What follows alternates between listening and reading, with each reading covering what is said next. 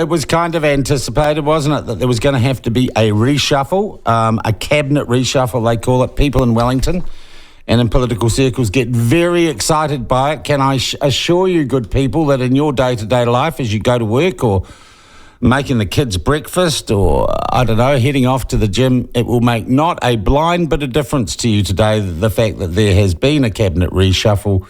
But I guess it's important in the context of who's governing the country and how they are governing it. First up, probably the one linked to the issue that is concerning most New Zealand, that is law and order, which we talked about yesterday with the National Party's anti-gang plan. Well, Poto Williams, the Minister of Police, she's been replaced, and downwards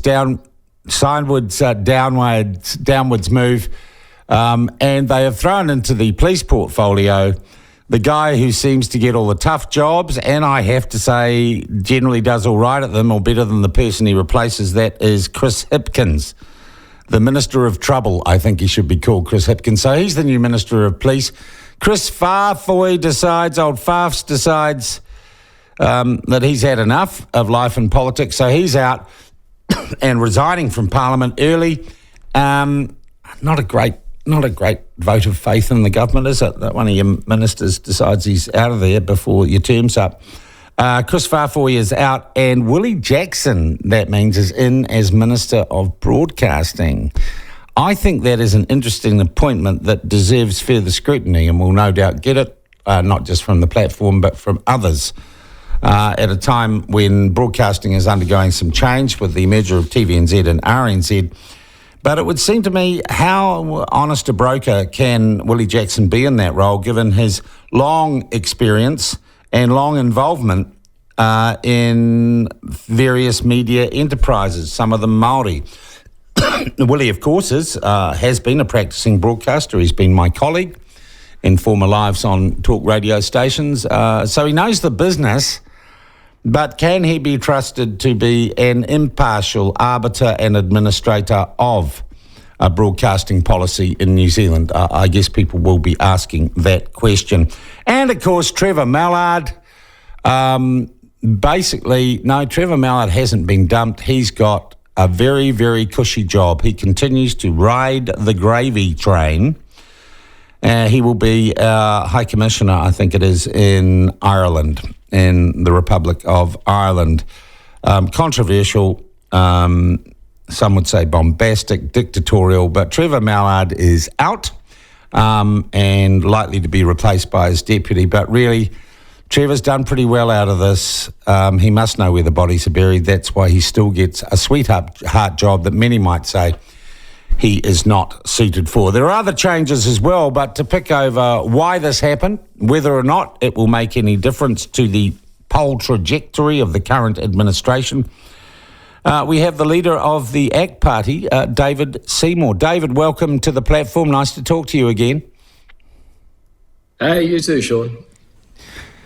David, first, do you think this was, if you like, a planned reshuffle, or is this a response to polls which show Labour dropping and other parties, national, climbing?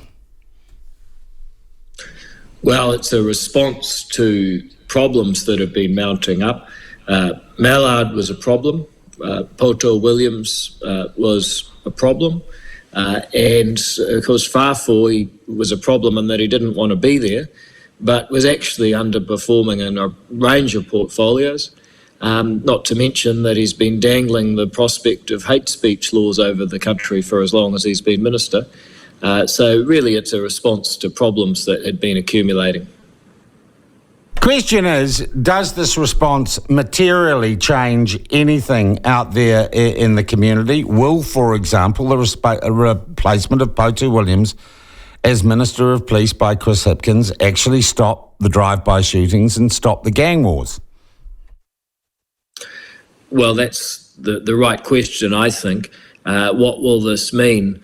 Does it mean that we're going to have the same people, different people, making the same mistakes because the overall game plan hasn't changed? Or will we see some differences in direction? And you can go through them.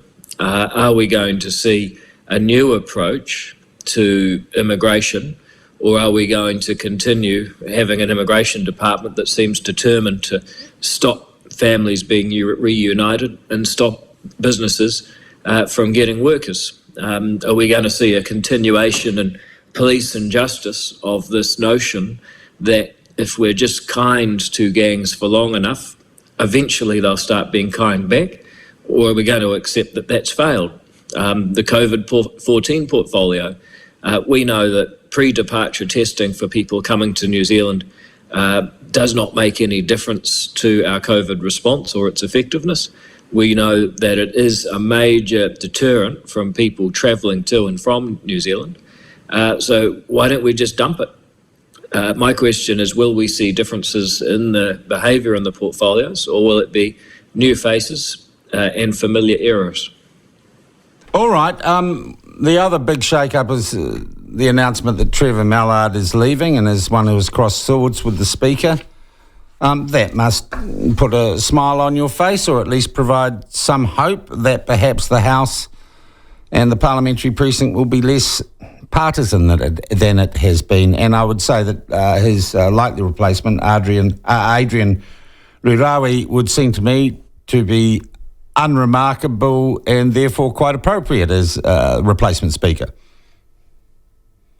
Well, I think the question will be, do we have someone that's committed to the institution? I mean, democracy and Parliament have done a lot for Trevor Mallard, and as you note, he's likely to get one more round on the taxpayer, being sent to Dublin as the Irish ambassador. And I think that's quite appropriate, because we needed to send him to a country with a sense of humour, so at least there's something there.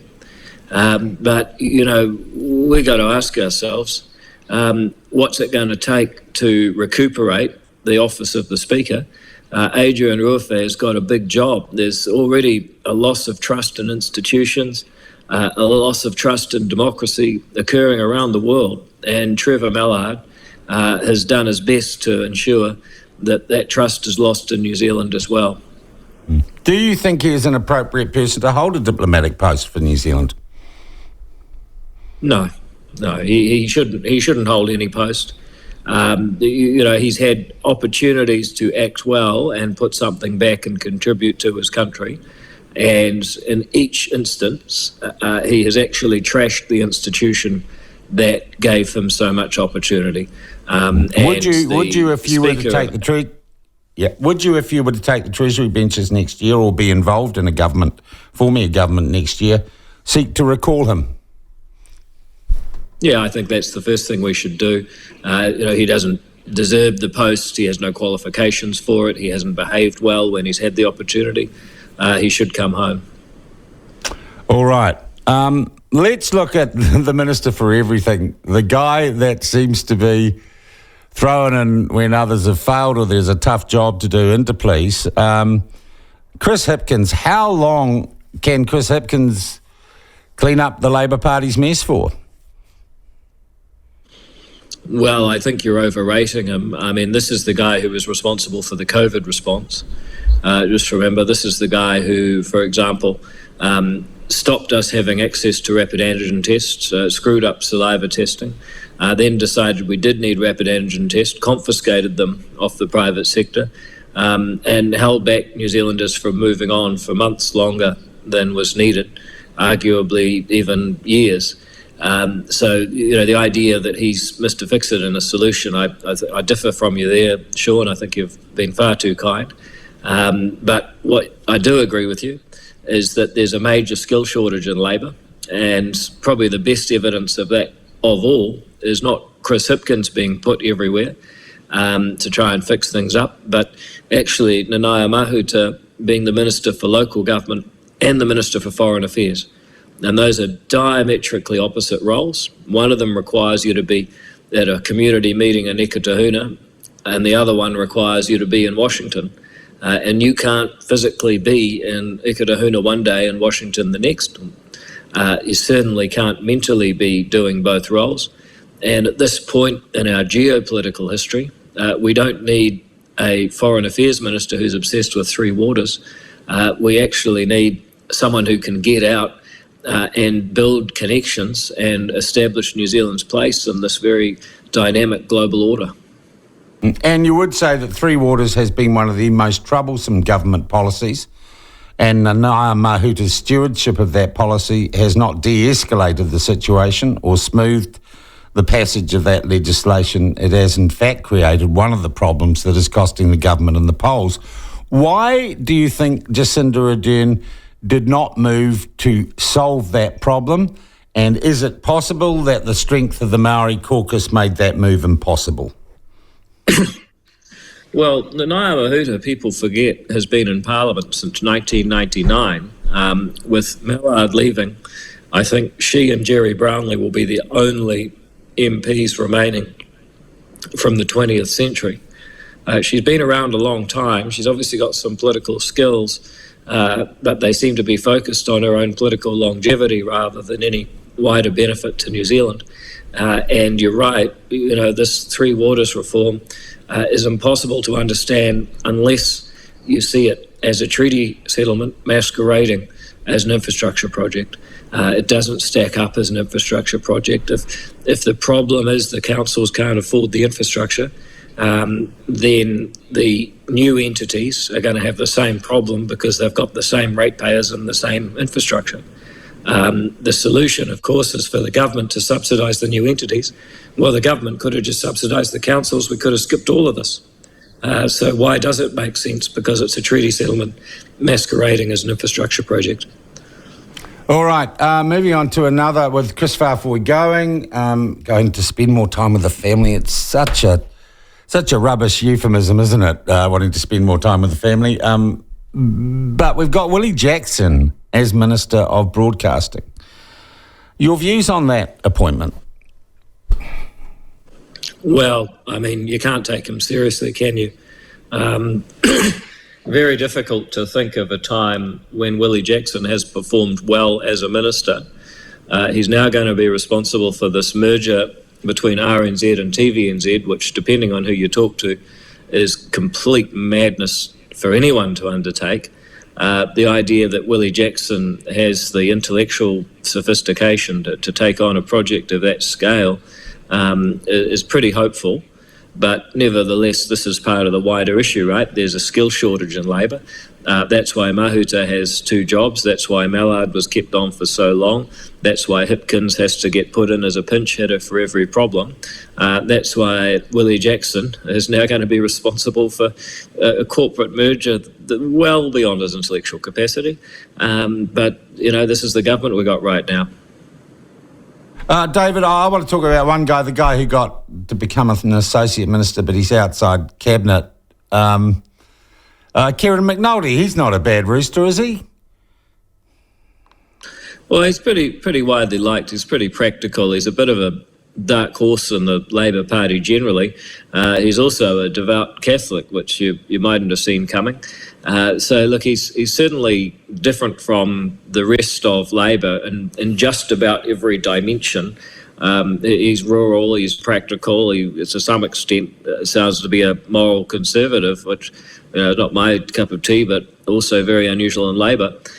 So, look, let's see how he goes. But I would say, one of the things about this promotion to being a minister is you just don't know how people will go. People will forget this, and I can understand it. Phil Twyford was a very impressive opposition MP. You think back to 2015, 2016, he was really getting runs on things like housing and transport. Then he got the job himself. He was responsible for Kiwi Build and light rail. And, he's just a total disaster. Now, Portal Williams, I would say, is similar. I personally have quite a lot of time for Portal. I like Portal. And I spent some time with her once in Christchurch campaigning on end-of-life choice. She's not a bad person. But for some reason, as soon as they become a minister, they just implode. And let's see how Kieran goes. He's one of those people that I think would be well regarded as an opposition MP or a backbench MP. Let's see how he goes as a minister. All right, two others that I want to talk about. Kerry Allen, Justice Minister and Associate Finance Minister. And Justice Minister is an important portfolio. She has recently come through a cancer scare or having cancer. She's clearly favoured within the party. Is Kiri Allen a big target for you guys now in the House or not? Well, I wouldn't say we're targeting politicians, but the question is, what's she going to do? What's going to be her approach to gangs? So ACT's view is very clear. We need to ask ourselves, where's the money coming from? How do we ensure that there is no kid in New Zealand whose most profitable prospect is becoming a mob prospect? Because that's the reality. Why do you rob banks? Because that's where the money is. Why do kids join gangs? Same reason. $500 million a P, that's big business, and it's worth a lot of kids joining up for. So is she going to do what ACT says, which is if you're a gang member with illegal guns, dealing illegal drugs, it's open season on your assets? Is she going to introduce gang control orders, successful in the UK, where somebody looking at getting into the gang lifestyle can be ordered to have basically a good behaviour contract and have an off-ramp from getting into that lifestyle? If Kiri Allen's prepared to implement sensible policy that'll keep people safe and restore law and order, we'll be her biggest champions. But she's going to have her work cut out for advancing sensible gang policy in a Labour caucus who seems to believe that if we're just kind to gangs for long enough, they'll start being kind back. And if they're not being kind, it's because we haven't been kind enough yet. Michael Wood on immigration is the other one I want to talk about. Immigration, I think, is a troublesome portfolio now, and clearly economic pressures on the government, and I think some valid criticism that the government's, if you like, preferred profession list isn't right and isn't providing or isn't going to provide the skill sets that are needed in various parts of the New Zealand economy. Does Michael Wood inspire you as someone who might make a palpable difference in taking over that portfolio? Look, very difficult to know where he'll go, but let me give you a few different strands that I see in Michael Wood that might tell you the answer where we'll go on immigration. First of all, he's the MP for Mount Roskill. Oh, have we lost you, David? We might just try and reconnect with David. We will give him a ring. Okay. All right. So we'll get Michael back. Oh, by the way, I've got to say the Auckland studio is still working, and if Martin Devlin couldn't have broken it yesterday between 3 and 6, we think it is now operable. I'm going to have a talk later on about the people who helped us build it, because I think they deserve a pat on the back for getting our Auckland facility up and running. We are waiting now for Mr. Seymour to come back online. David is back online. Sorry about that, David. Our fault entirely. All right, so jury out on Michael Wood. Overall, any reshuffle like this is an indication that things are not right and an administration needs correction. Does it give you confidence that the political trends are going in the right direction and you can be confident of being part of a change of government next year? Well, you can't be confident a year out. It's up to the voters, and they've got a lot of water to go under the bridge. But here's a few things I do know. On election night, Labour plus Green had a 25-seat lead over ACT plus National. The latest poll I saw was, I think, the Roy Morgan one. ACT plus National are on 50%, and that amounts to around about a 10-seat lead the other way. So the trend is that we are getting further and further ahead. Whether we actually deliver and make that polling real depends on the ability of ACT and National, I guess, to show people that there's a better way forward, that we're not going to be divided, that we're going to be a modern, multi-ethnic, liberal democracy, that we're not going to make everything a zero-sum game with fair pay agreements and extra regulations and extra taxes, that, we're going to be a low-tax, high-growth economy. I think if we can show people that there's a future like that, then maybe there's a future for us. But the alternative is that New Zealand will remain a high tax, low growth, divided ethno state. So our challenge is pretty simple. We've got to show that that's the choice in stark terms and that we're on the right side of it. So that's what we got to do. All right, and I have given you free rein to have a crack at everyone in Labour. You got free rein now. What do you think about Luxon? Is he sleepwalking to victory or is he starting to get traction? Well, the polls suggest that they're doing okay, but I would point out that, that... Oh, he's gone again. And we missed his words. We'll ask him about Luxon at some stage in the future. So there it is. And we would have loved to talk to the Prime Minister about her cabinet reshuffle this morning. But I'll be honest, they just do not return our calls. And I noticed she was up late doing a Facebook Live last night to all her international fans. I look at those Facebook Lives that Jacinda Ardern complains about algorithms and transparency and everything, but her main method of communication is through some global internet thing called Facebook. And, she looked tired last night, as many people in Bangladesh and Italy and other places observed, and too tired, obviously, to come on and talk to you, the people, people. Oh, David, okay, you are there. Okay, finish off on Luxon. We're back. Yeah. Yeah, look, I guess the question is, are we going to have another cycle of the National Party campaigning against Labour, huffing and puffing, threatening to blow their house down, and then just being happy to manage Labour's legacy? The reason I'm not a National is I believe that it's necessary for the right to actually fight back with our own ideas. That's what we're here for. So look, good on them, but at the end of the day, there's no point changing the government to become caretakers for Jacinda's legacy. We're here to actually advance our own values.